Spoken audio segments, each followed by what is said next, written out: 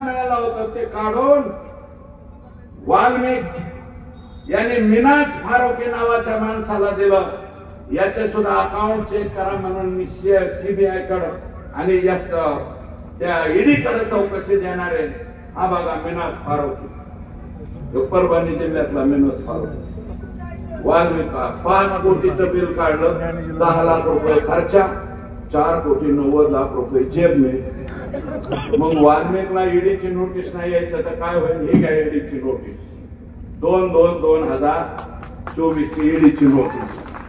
हे वाल्मिकांना का प्रताप, इथे प्रताप बसलेले आहेत माग, प्रताप पाटील, प्रताप सिंह पाटील.